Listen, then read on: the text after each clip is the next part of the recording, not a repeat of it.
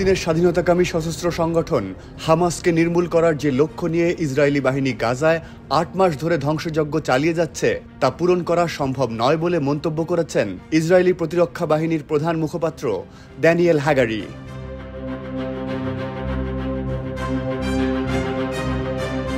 এখন ওয়ালটন ফ্রিজ কিনে অনেকের মতো আপনিও হয়ে যেতে পারেন মিলেনিয়ার।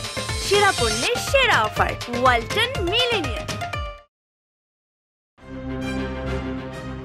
সংবাদ প্রতিবেদনে জানানো হয়, আইডিএফ মুখপাত্র দেশটির টেলিভিশন চ্যানেল 13 নিউজকে দেওয়া এক সাক্ষাৎকারে বলেন, হামাসকে ধ্বংস করা বা নিশ্চিহ্ন করার চেষ্টা এক কথায় বলতে গেলে তা জনগণের চোখে ধুলো দেওয়ার মতো।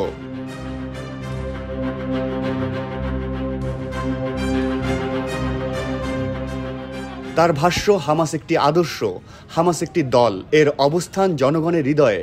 যারাই মনে করেন আমরা হামাসকে নির্মূল করতে পারি তারা ভুল করছেন।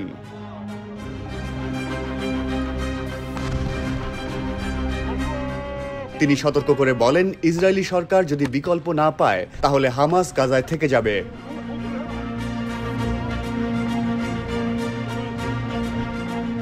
গতকাল বুধবার টাইমস অফ ইসরায়েল জানায়, আপাতদৃষ্টিতে মনে হচ্ছে ইসরায়েলি প্রতিরক্ষা বাহিনীর মুখপাত্রের এমন মন্তব্য দেশটির প্রধানমন্ত্রী বেনিয়ামিন নেতানিয়াহু ও শীর্ষ প্রতিরক্ষা কর্মকর্তাদের মধ্যে টানাপোড়েন আরও বাড়িয়ে দেবে।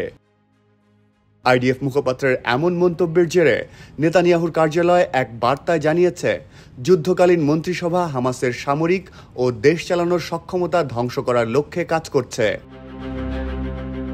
প্রতিরক্ষা বাহিনীর কাজ সেই লক্ষ্য বাস্তবায়ন করা।